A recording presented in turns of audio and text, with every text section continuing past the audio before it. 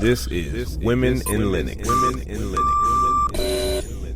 Welcome to the Women in Linux podcast, exposing women to information and careers in technology. Thanks for joining Women in Linux with your hosts Tamika Reed and Dee Parler. This installment of our CTO series, we're chatting with CIO and CTO of Puppet Labs, Nigel and Deepak. I'm going to start in with the intro on how I met you guys and how I actually won a diversity scholarship to come to your conference. I believe that was, this is 2017. I think I've been to 3, maybe 2. So I think it was 2014, 2015, I actually came to a conference. And I came to the conference because I actually took puppet training classes in Orlando because we were moving from just writing bash scripts to doing system automation and securing our environment. So I went out there, and I think his first name was James Sweeney. I think he was my instructor. Yep. And he mentioned Puppet Conference. I was like, what in the world is Puppet Conference? Never been. Let's go check it out. So I came to the conference. I checked it out. And Nigel, I ran into you. And then I think a year or maybe 2 years later, I ran into Deepak. And so I was just like, okay, from talking to you guys, I enjoyed your personalities. And I also... Thank you. You're welcome. And I also enjoyed... I think we enjoyed yours too, yeah. to like add to the mutual love fan club here.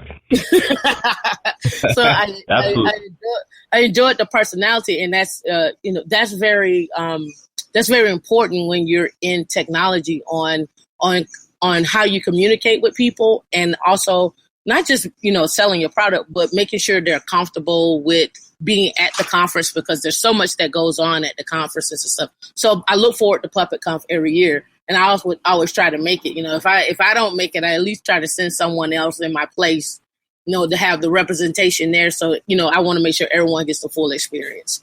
So that's my background on me. And here we are on the podcast, and we can dive in. We'll start with you, Nigel. I know before you were, I believe, CTO, correct me if I'm wrong, and now you've since moved on to CSO, which is Chief Strategy Officer. So Nigel, it's actually an interesting story. I think it'd be worth maybe talking a little bit about kind of your progression sort of at the company, Nigel. Okay, so maybe even sort of, I'll go back even a little bit further. I didn't do a computer science degree. I've actually got a philosophy degree. And I think we were chatting a little bit earlier about how important, people interaction is. And I'm actually a huge fan of hiring humanities and arts degree graduates into technology companies, because you get taught how to write and how to communicate and how to present ideas verbally. And it turns out you can actually learn technology relatively easily, but it's actually pretty hard to teach communication skills. So this is somewhat self-serving, but I actually think a philosophy degree was like really amazing training, particularly for working at a startup. So I was kind of lucky enough, I got a job working the help desk at the university, mainly because it paid $1 an hour more than the coffee shop I was working in at the time. And I'd been lucky enough to grow up as a computer nerd and had some idea of what I was actually doing. And sort of just kept working doing computer support, and got really into automating things, partly because I was lazy, but really because I wanted to be a rock star. And so I just wanted my job to not interact with my life as much as possible.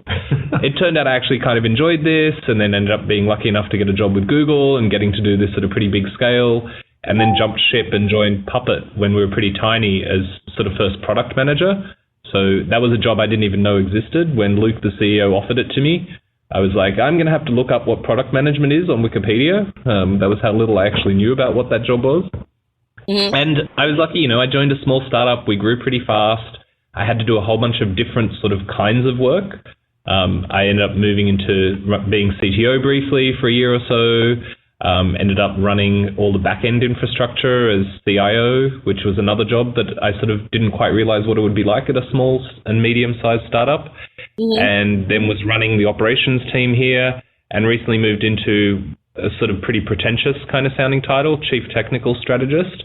But yeah, I work pretty closely with Deepak on sort of what's the slightly further roadmap look like, like what are the companies we should be paying attention to, what are the trends in the industry, but trying to keep it sort of pretty grounded and not just like some sort of airy-fairy R&D department. So That's kind of my path to here. I think that was like 15, 20 years I just compressed down. But I think the main thing I kind of wanted to get across there, because I think I had the misapprehension for a long time that you needed formal training before anyone would give you certain kinds of jobs. Right. And I think that's one of the things that's really great about startups, like that if you can work your way in and show that you're sort of really useful doing a certain kind of thing, no one really cares about your credentials. And, I really don't want to go down the path of describing any of this stuff as a meritocracy, because I think that's got all sorts of shitty baggage with it. And, not everyone's starting off at the same level playing field. But once you kind of get in, I do think some things are easier than they would be in a big company, notwithstanding the fact that some people have more privilege than others. Yeah. I kind of have the opposite, maybe origin story, if we're like a superhero duo or something like that, where, for me, it was much more like I always like, Indian family, like they're all engineers. I'm literally the least educated person in my family, I think, which makes for some very awkward family reunions and stuff like that. But no, I went to school. I actually do have I have a degree in computer science. I have another degree in astronomy. But I actually originally wanted to get into computers so that I could do astronomy, because I really like astronomy. Turns out not a lot of money in astronomy, so I ended up just doing more of the traditional computer science thing. The thing that surprised me, though, when I started actually finding work, was probably the most important thing in terms of career development for me was actually working places, like internships and things like that, because I think maybe I had the opposite misapprehension, which was, if I just learn computer science, that's the college degree you get. And that makes you able to do anything related to computers in the computer business. Because it's got computer in the name of the degree. And I was like, oh my God, this has like almost nothing to do. Like it was all useful information, I think. It's like a lot of math and stuff. But only when I actually, there's like kind of the gap between sort of academic knowledge and then the actual practical reality of writing software and working with people, and I only really figured that out when I started actually working with people and writing some software in the real world. So the early internships I had, I think, were really formative. And, I kind of met Luke, our founder, because Puppet was an open source project and I was using it. I ended up submitting a lot of bug fixes, and, I gave some talks on how I use it and things like that. And, we kind of kept that relationship up. And then eventually, after my last startup, after I was kind of done with that, that went pretty okay. Then I ended up coming to Puppet and working there, because Luke and I had a previous relationship around me giving him free work, I guess, sending him free fixes for stuff. And since I've been at Puppet, I think...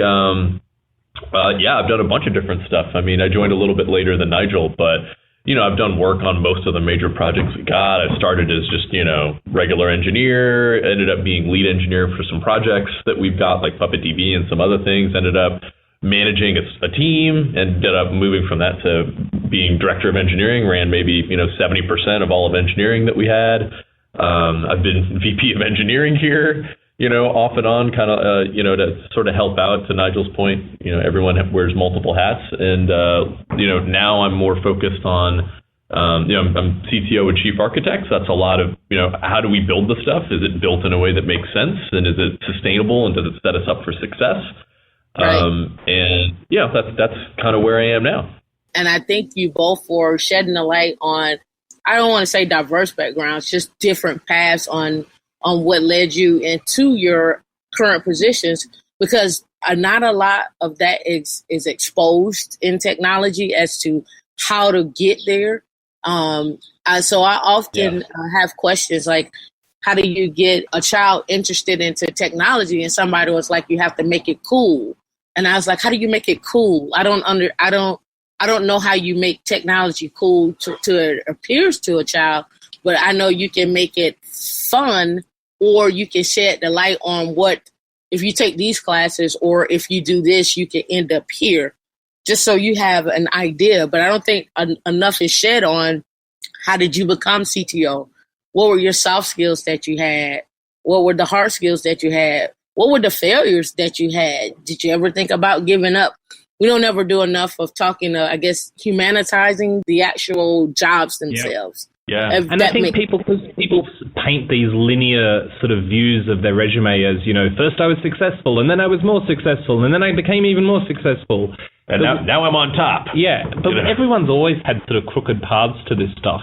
The thing I don't think people emphasize enough, and I think it took me a long time to realize this about myself, was that your personality actually kind of counts for a lot. This sort of myth of, being a programmer or a sysadmin who's just sitting behind a keyboard, lonely in a basement somewhere, and it's all about your technical skills. None of that matters a damn if you can't actually communicate with people, and people sort of like interacting with you, which I think, it comes down to, show some humility, show some empathy for people. And I think this is one of the good things about the DevOps movement that's been going on, is that the idea that sort of people interaction and empathy is really key to making companies succeed as well as making your own career succeed. I think that's really, really critical. Yeah. I think, honestly, the only reason I kept getting up to the position of, the reason I got the job at Google, honestly, was I'd sort of automated most of my stuff at work, and I had enough of a work ethic left that I felt like I should do something related to my job while I was sitting in the chair each day. And so I just hang out on mailing lists helping people solve problems. Sometimes I knew how to solve the problem, and sometimes I'd have to learn something to solve it. But that, I think, honestly, is what kind of led to me learning enough stuff and having enough of a name within a community. Because that's another thing I don't think always gets emphasized enough, is that a lot of jobs are who you know, and the way to kind of overcome those sort of barriers are being sort of helpful and useful within a community. There's something pretty closely related I saw someone tweet out the other day, which was that a lot of people don't always recognize that a lot of the attributes of being a really great manager or leader are sort of the same attributes that are in traditionally sort of women-dominated fields, like being an admin assistant or a secretary or any of those sorts of jobs. It's being organized, it's doing planning, it's time management, it's taking into account people's needs. So, going and doing a degree and then doing an MBA is not the only path to being a leader within an organization. Yeah, I always thought, I think one of the things that I thought really strongly and turned out to be completely wrong, and it was really naive in retrospect, was that, I went through school, I did a bunch of early startups and stuff like that. And for a long time, I kept thinking oh man, the people that succeed in the tech business, those are people who can write the best code and build, they can build the most fantastic product, from a technical standpoint. And then I realized I was so wrong. You being a successful business or you being successful in the industry doesn't really have a whole lot to do with how awesome you sling ones and zeros around. The best technology doesn't always win. And I also realized, maybe it took me a long time because I'm kind of dense, but anything relating to software, it's you spend 10% of your time writing it and you spend 90% of your time dealing with human beings around it, right? Right. It's communicating to people that need to support it, talking to your users. If you have an idea, I kind of learned one of the really important things that I figured out early on was, I was in this company and I had a bunch of ideas oh man, we got to do this. That'll make it a lot better. And then the first time I tried to actually get people to listen to me, I'm well, this is obviously better. It's just better than what we're doing. People are yeah, okay, you're kind of a jerk. We don't want to hear that. And then I realized oh man, it's not about necessarily my idea just being better. I have to actually communicate that effectively to people. People kind of have to like me. I have to be organized. I have to know how to write stuff down, compromise on things. To Nigel's point, it's a human business, I think, in a lot of ways. And which is good because I ended up I like that way more because the tech comes and goes. Right? However kind of a programmer I was with whatever programming language 15 years ago, that's just gone. I'm not going to be that good without a lot of practice at this point. But your ability to deal with teams of people, how do you communicate effectively? Are you pleasant to work with? Can you break down something that's technical into, for a broad audience? I find myself doing a lot of things. Can you understand, can you put yourself in the shoes of the person you're trying to talk to? What are their problems? And how do you relate to them? Like that's like 90%, 95%, you know, and I need the 5% that understands the ones and zeros in order to be credible and be well informed. But, you know, a lot of it's human beings. I'd even go so like, I think a lot of programmers and sysadmins have this mentality, you know, hopefully only earlier in their career, that the only real work is technical work and everything else is bullshit that you just shouldn't be doing and is somehow lesser. The thing that I've realized, it's completely wrong. It's absolutely the other way around. And in fact, the things that people pay you money to do are in those sort of translator roles that Deepak sort of talked about. If you can be an amplifier for your technology and you've got the ability to understand it, you may not be the most technical person in the world, but if you can relate to people who don't know anything and make them feel good about learning something, those are the jobs where people actually get really good salaries as, you know, pre-sales engineers, doing product marketing.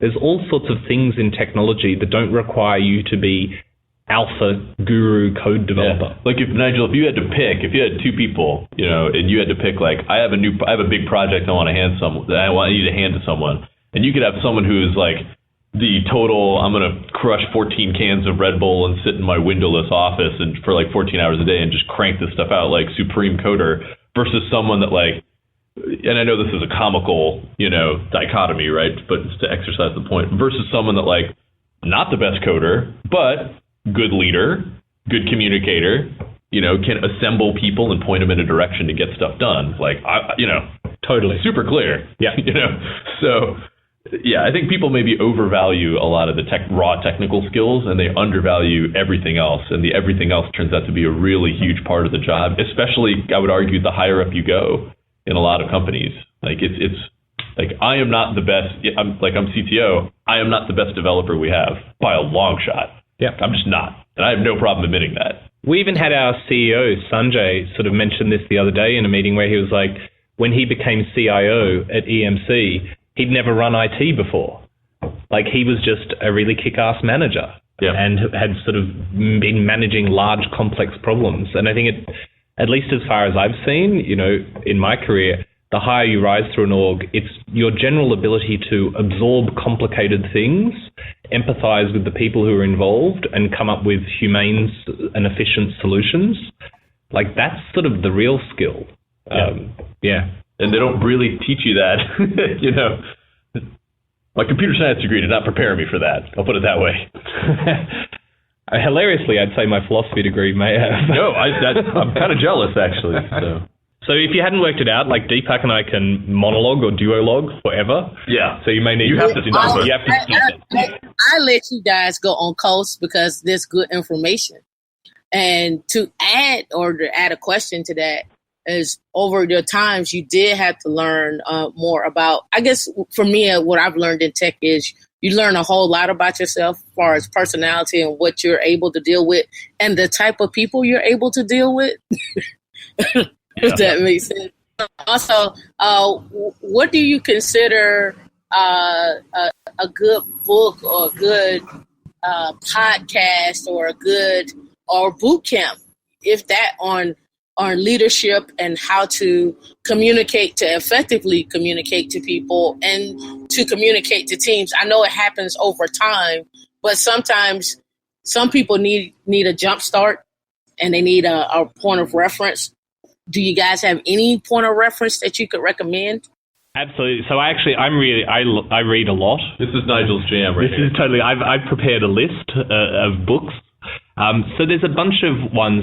The first one I would always push out to people, because I think it's super accessible, is Nonviolent Communication. Yeah, that's on my list. It's like a fantastic book. It's basically just teaches you how to, you know, how do you talk to people and raise issues and disagree with them in a way that doesn't provoke anger and that isn't like violent and it's not macho and it's not full of testosterone, but it like actually solves problems.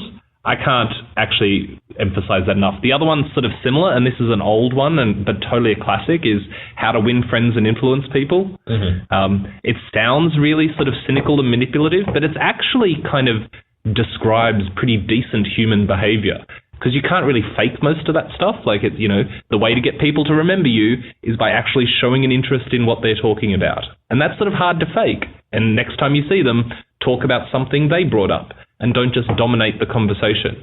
So I think those two are like super, super, super useful. There's a whole bunch of other ones that I found really useful. There's a book called Thinking Fast and Slow that's about cognitive biases and like how our brains like misinterpret the world around us because we're the product of, evolutionary pressures when it was much more important to have to be able to tell if a tiger was stalking you through the bushes, and the odd false positive wasn't that big a deal, but it turns out this is how people take advantage of us in terms of marketing and things. Along similar lines, the Field Guide to Understanding Human Error, which I know the Etsy DevOps folks have kind of been pushing for a long time. It's just a really good way to pick up the ways that people make mistakes. So they're all pretty general ones. The two that I've been reading recently that I've found super, super awesome have been Good Strategy, Bad Strategy. Yeah, the difference and why it matters. That one's pretty fantastic. It's really good. And it made me realize I had the wrong understanding of what strategy actually was. If you're looking for sort of advice on being a leader, and I can send these links around. I don't know if you have a mailing list or something you'd want to send them to. The other one is The 15 Commitments of Conscious Leadership. A New Paradigm for Sustainable Success.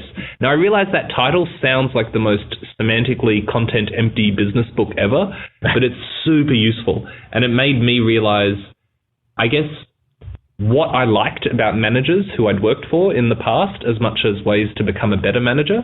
Because I think this is something that's important to keep in mind when you're trying to advance your career is learning about the stage above you or the next stage for you before you're actually there.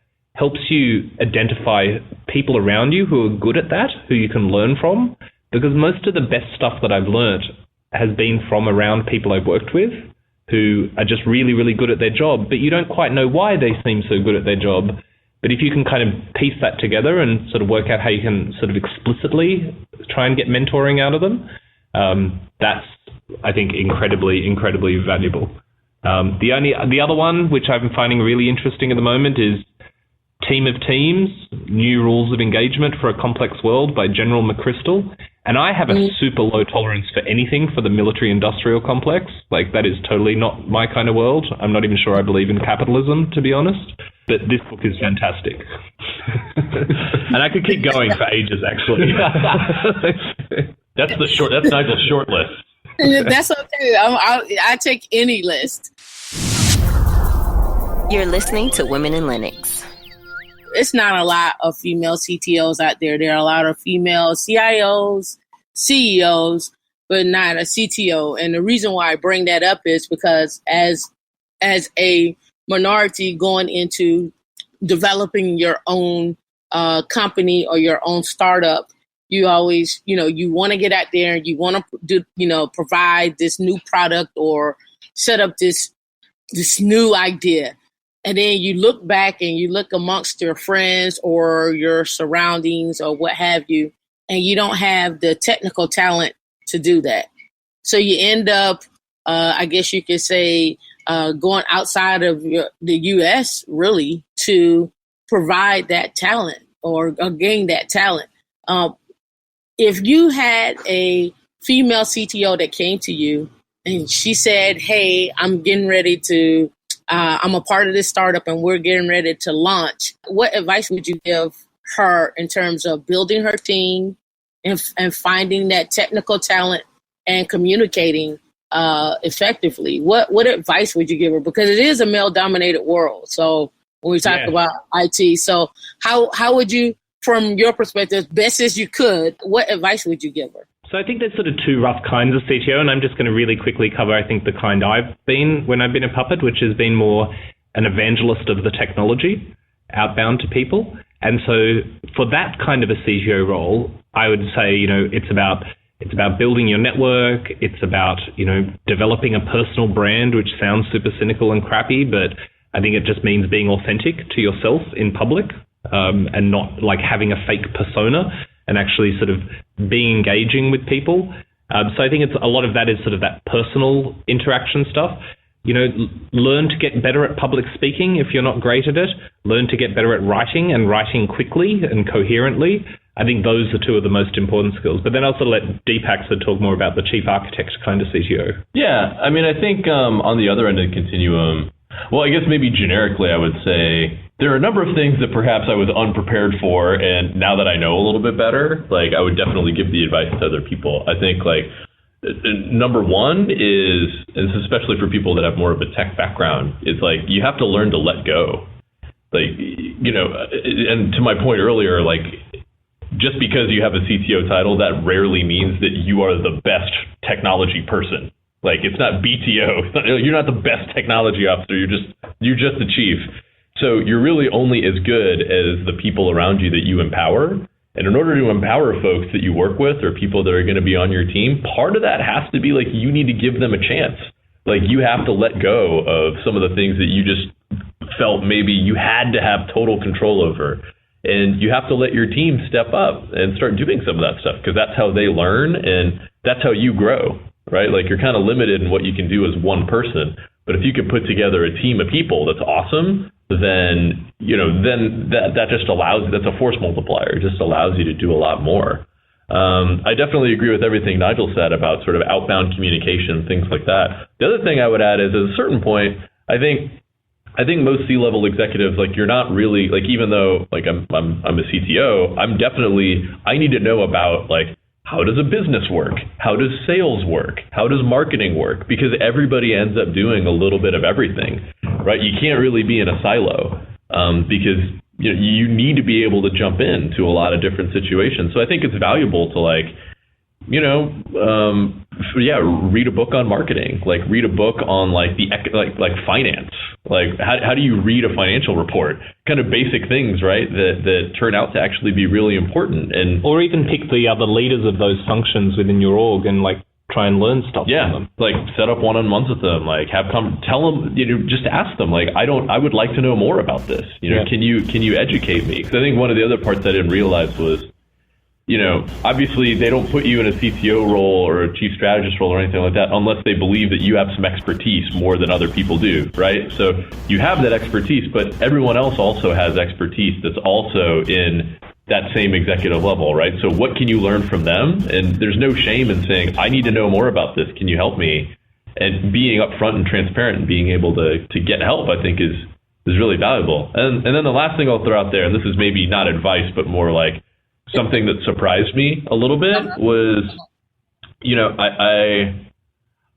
I don't know in my career that I was fully prepared for the fact that kind of the higher up you get in management or sort of rank in a lot of ways in a company, I don't know, maybe it's just me, but I'd be interested in your take on it, Nigel.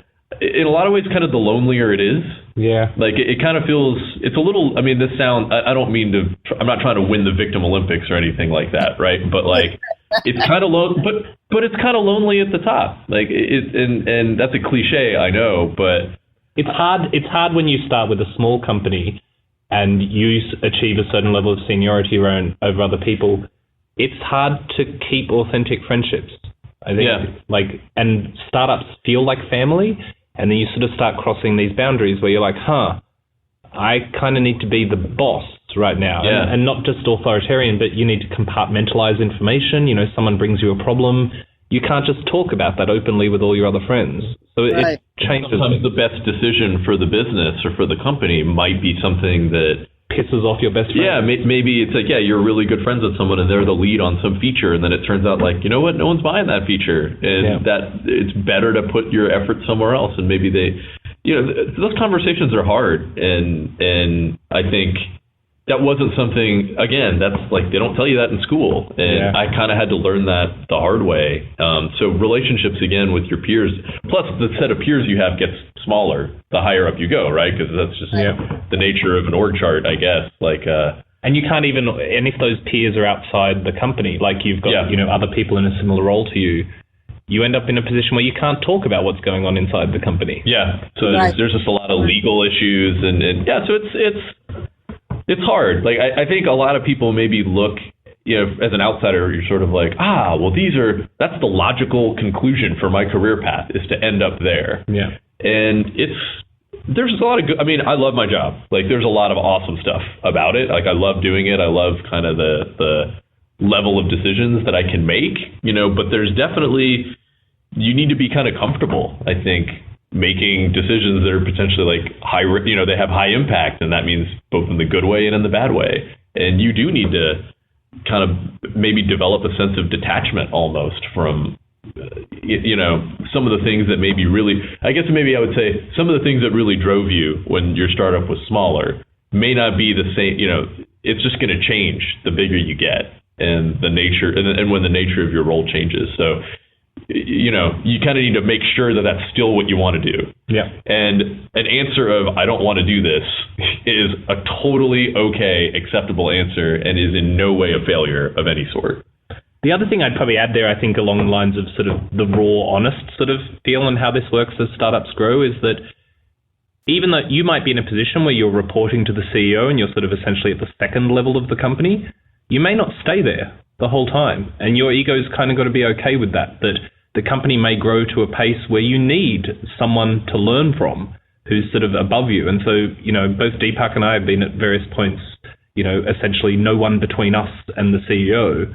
And now we have someone between us and the CEO. And I think you've just got to kind of look at that as a learning opportunity. But I know lots of people get really bound up in their reporting chain and the ego around their title. And maybe you even are CTO for a while and then you drop back to a director or a VP title. Like, that sort of stuff happens to people. And if you're always going to take that as a personal sort of failure, you're not always going to learn everything from the opportunity. The only other thing I was going to add there was that the other startup thing, as someone who prided themselves on being technical, I probably didn't have as much time for sales and marketing and those functions that Deepak referenced as I should have. And what I definitely didn't know, there are highly technical aspects to all those sorts of functions, to human resources work, to sales, to marketing funnels. Like, if you're somebody who likes maths and stats and technical things, there is stuff that's interesting to latch onto in all other areas of the business. Yeah. And so with that, what I hear is like, you guys would be great for mentoring people, is what I hear. I don't know if you're interested in that. I would love to set up a podcast on that. But what I've found is in my own startup or venture into entrepreneurship is making sure that your team stays motivated and also making sure your team stays abreast on what's going on in technology or what the future may hold and so forth and so on. And it's ironic. This morning, I don't know if you guys saw that Microsoft had a CXO summit. And in this summit, he talked about HIPPO is what he called it. I think it's people with the highest formed opinion that's leading your organization, and they're not following the data for the company to take them in the right direction of where the company needs to go. So I asked the question is, what, and this is not on the list, what is your data telling you about your company and its diversity efforts? What are you, I guess not opinion, but what are you feeling that it's telling you as far as you continue to grow? That it's kind of pretty crap, like most of the industry, which is not an excuse, but sort of just, I think, a recognition of, I feel like we've worked pretty hard at all of this, and sometimes it can be really dispiriting to feel like it's not actually making a huge difference. It's like it's improved for sure, but I think it's sort of like, especially from like, I'm a racial minority. Like I think there's just such a long way to go. And I think Nigel's right. Like even with most of us in leadership, we all kind of want the same thing. Cause when we were small, we kind of hired people in that shared a lot of the values that we had around diversity and inclusion and things like that. But it's hard to, we have good intentions, and sometimes, the things we try, it's like maybe the payoff is just, it takes a really long time.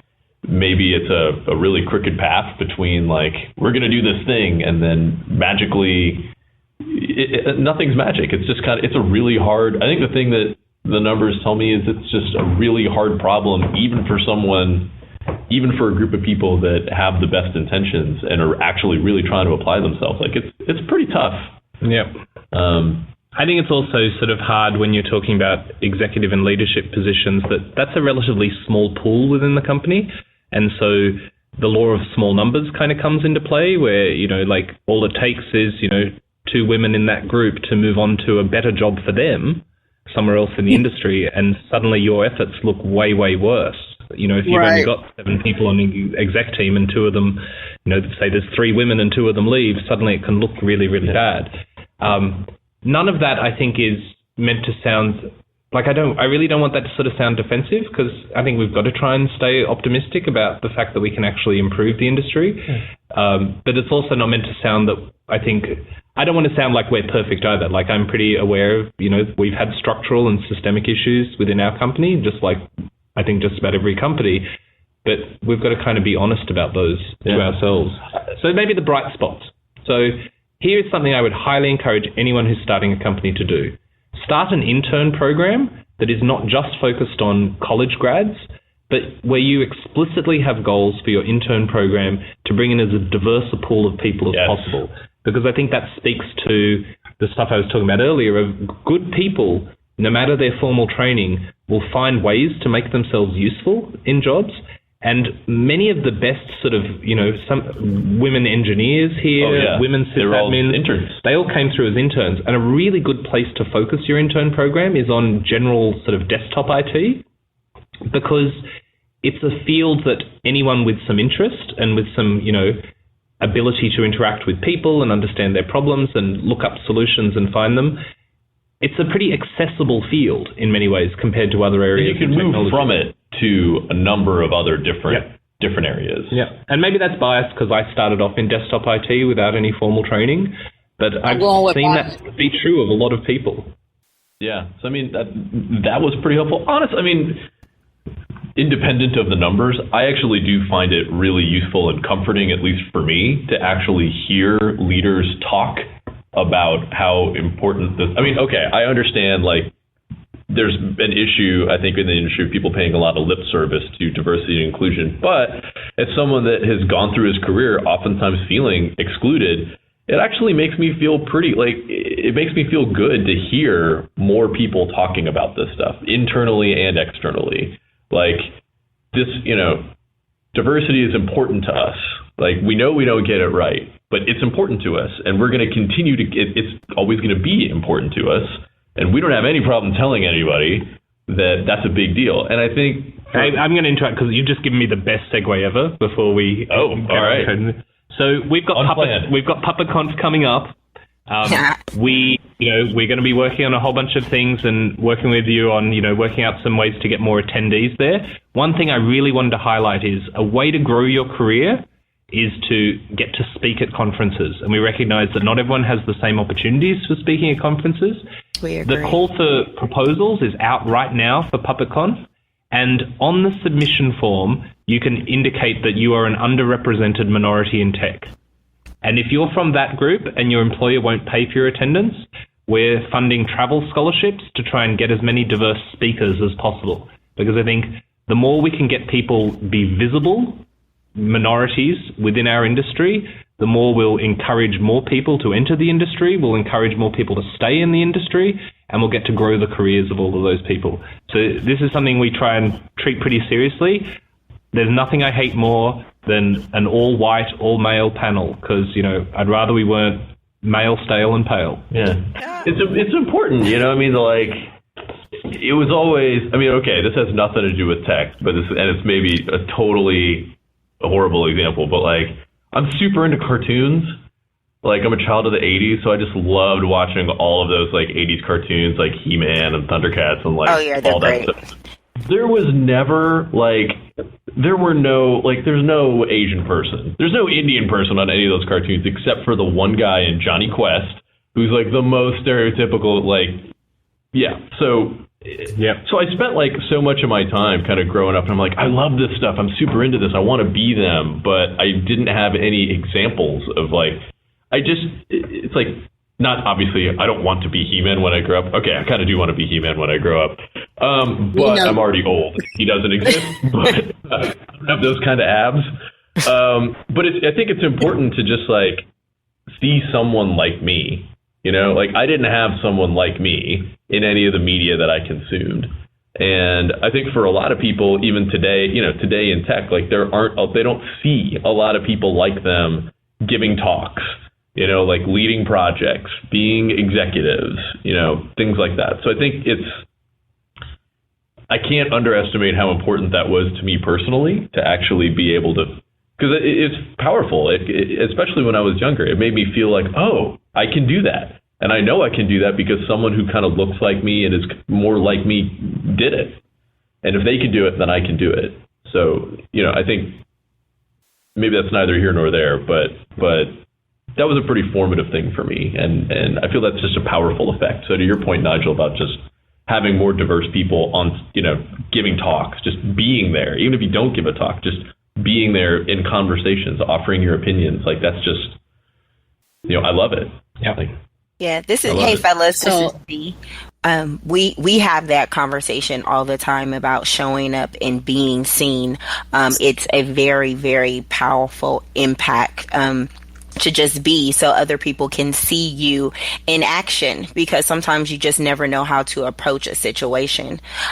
You guys touched on, with speaking and but it's very important for us over at Women in Linux to also be doers. And with that being said, has Puppet ever talked about going to a HBCU, a historically Black college or university, or possibly a community college tour to seek out these diverse candidates? Yeah, so we've definitely done a bunch of stuff around the job fairs. I haven't gone personally to any of these. What we tried to do, I think, at Puppet, because I didn't go to college in the US, was, at least within the US, focus on the historically Black colleges, as well as try and get people who are alumni of certain colleges to go back to those colleges and help with the job fairs. So, yeah, we've definitely been turning up to those. There's more we could do there, I'm sure, but there's nothing, it's a wonderful idea. Like, everyone should really be doing more stuff like that. The other thing I would kind of encourage people to do, because this just struck me, is that, we've got our headquarters here in Portland, which I'm pretty sure is one of the whitest cities in the US. I think above like 500,000 people. Yeah. We have, lots of our jobs, people can work remotely, because I recognize not everyone can pack up and move to another city on the other side of the world. Deepak, for example, works from his home office every day. He's here in the office here in Portland, and it sort of visits regularly, but we have a whole bunch of people scattered all over the US. And so I don't mean that just as a job ad for Puppet, but just that attitude's really changing in technology about you have to be in the office to work.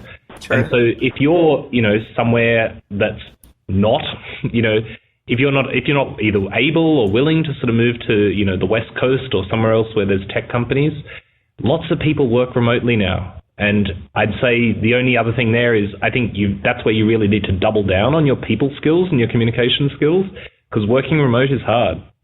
Yeah, no, it is. But I think it also offers more opportunities for people. You're listening to Women in Linux. Now, to piggyback what you said earlier, I know, Deepak, you were talking about you want to be He-Man. I'll give you an idea.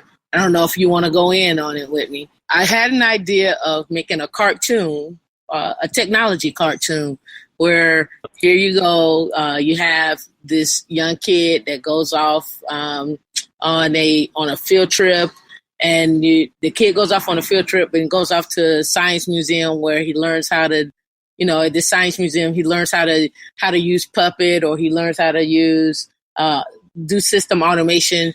He learns about Linux. You can have different kids on a field trip that are going to learn these different technology ideas. And in this cartoon, you can be He-Man if you wanted to be. Yes. Yeah. Finally. You can have She-Ra, or you can have the Care Bears or whatever. But the goal of my point is you talk about having representation.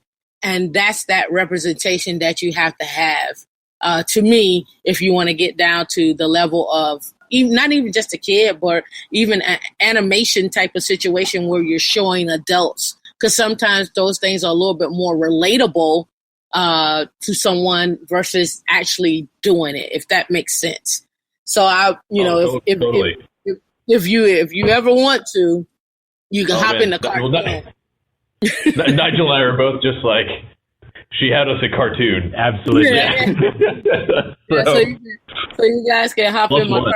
Yeah, you guys can hop in my cartoon. We'll make sure you're represented in the cartoon and go from there. And actually, that kind of goes into, going to to community colleges. I know you mentioned about being on desktops and, you're getting your start there. I think everybody starts somewhere. It's a matter of morphing and exposing the path is just not really done well in tech. And I think we have to do a better job of that all the way around. Yep. Totally agreed. So I know we talked about system automation and it not being taught in schools and so forth, but how would you introduce that to a senior in high school or junior in high school? Because my idea of what I think tech needs to do, I think we need to go all the way back to a kid when a kid is like 5 years old and start in the 8th or 9th grade introducing automation and Python skills. That's what I think. That may be too early, but that's just what I think. How would you introduce that to a high school kid when you're talking about DevOps? How would you introduce that? I think it's kind of hard because I think one of the things we're swimming uphill against is that computers are increasingly just turning into appliances. And, if someone's got an Android tablet or something at home, they don't have the same ability to tinker that I think, when Deepak and I grew up, our computers didn't work most of the time because computers were pretty crap back then. And so you sort of had to learn to fix it. And they were expensive. So if you knew how to build one, or if you could tolerate learning how to smash these two parts together yourself, you could build it way cheaper. Yeah. So I think it's, try and get onto sort of open computing platforms as much as possible. Run Linux, deal with the pain of Linux on the desktop, work out how to actually sort of fiddle with it. Take advantage of all the sort of learning opportunities that are out there. But as far as making it fun for kids, I don't know. I've kind of failed with both my kids. They both kind of like programming, but they don't actually love it all that much, even though my daughter seems to be really good at it, which is even worse. The one traction I did manage to get was getting them into Minecraft and Minecraft mods. Yeah. The modding scene in Minecraft and the modding scene in PC gaming in particular, I think forces you to learn file system paths and how to open up a shell script and move a file around. The first programs I ever wrote, in BASIC or whatever it was, after I cobbled my computer together forever ago, they were games. They were terrible, terrible games. I wrote D&D character generators. Nice. Yeah, I would write Zork or text adventure stuff and things So kids like games. So I have to believe that there's something there. I can maybe express in terms of ANSI patterns. What I don't think would work super well is maybe it would work okay, but it's all right, well, 6th grade, everybody's got to take a programming class. You just got to write some Python. I think that's, I don't think that's bad.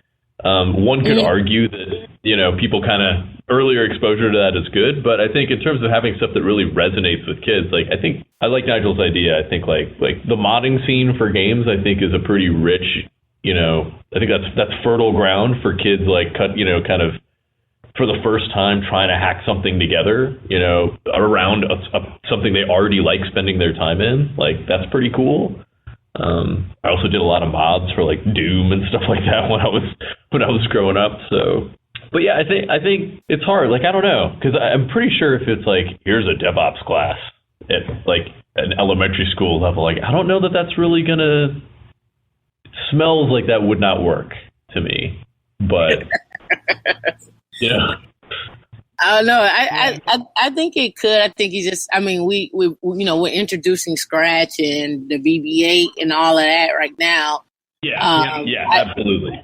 We're looking at it from that perspective. It's not that far off per se. It's picture-esque versus actually doing. So, I think we can make that leap if we had to. I think. Yeah. Yeah. Well, there's a couple of parts to it, I figure, right? There's the like, honestly, probably the stuff I learned in school that was most relevant to kind of DevOps and, being a leader, in tech was honestly just like projects with groups of people, as opposed to like, here's homework that you would just do by yourself. So, like, because that's all about collaboration, compromise, like those kinds of things. Like, that's all pretty solid. I don't know, the two kids I have, like, they're pretty little, so they're not even in school yet. So you might know more about this than me, Nigel. But I don't know to what extent, like, modern education, I guess, is kind of encouraging people to like work in teams, work in groups, learn how to do that. It's pretty good, actually. At least what I'm sort of seeing for my daughter was, they're doing like game programming where they kind of need to, one person does the plot and then the other, they sort of collaborate on the artwork and then they sort of split it. Yeah. So that's kind of cool. It's okay. Yeah. And maybe that's the way to kind of get it all going with the DevOps stuff, is sort of highlight to people, like, this is about automating a CI pipeline and these are the people who are going to have to interact with it, and sort of really push that human interaction again. I can tell you what my idea is. My idea is to have a hackathon, a DevOps hackathon, where you have a select set of students. They come in, one set of, someone goes on the database team, someone goes on the Travis CI team, someone goes on the Puppet team, someone goes on the UX team, and you just have one actual project, and then everybody comes together to make that one project. That's an interesting idea.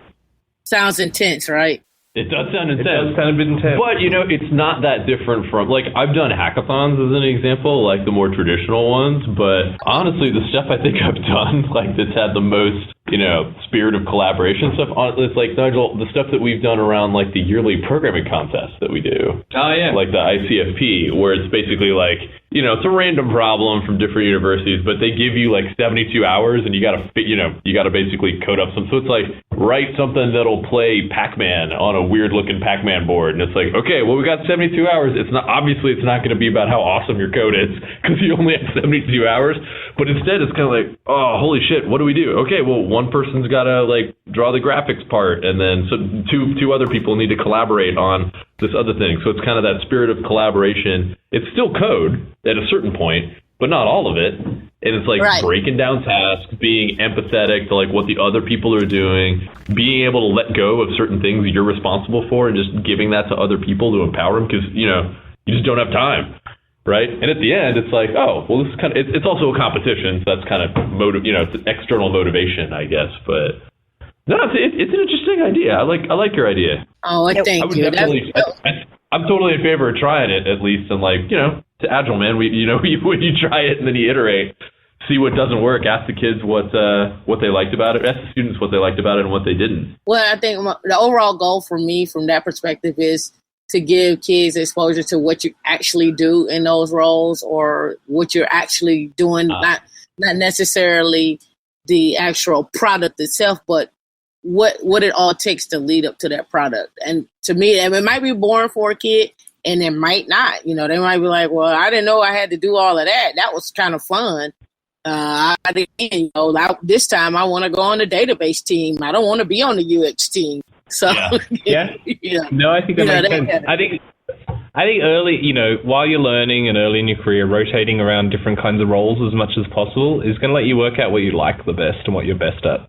Yeah, for us, we also have a group project, an ongoing group project as far as building a data center.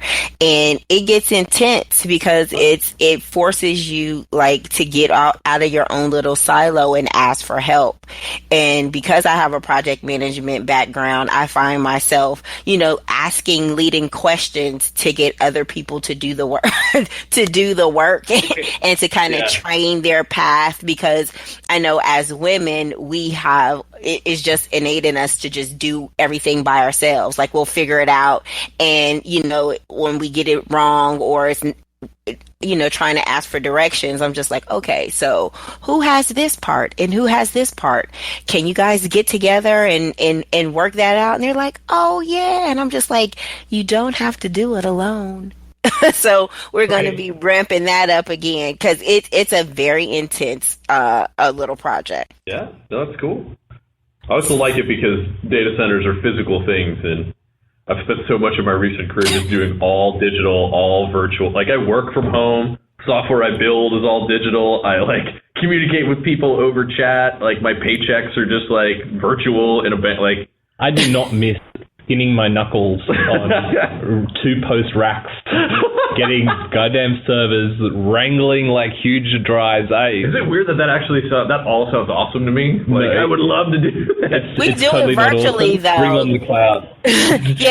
We do it virtually. One of our things is we want some mobile data center situation so we can do some physical training. That's one thing about having a founder that is a system admin. She's done it all, and so she sees the benefits, and I see the benefits of actually getting your hands dirty and putting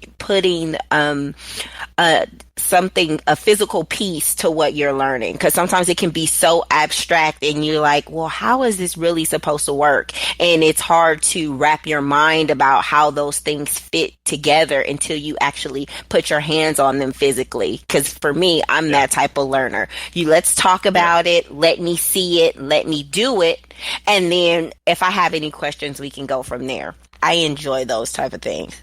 Yeah, the one she's talking about is me taking a sprinter and ripping out all the seats and putting in shelves and racking and stacking and cabling it up and riding on the whole data center and just pulling up and saying, hey, kids, we're going to learn Linux today. That's my idea.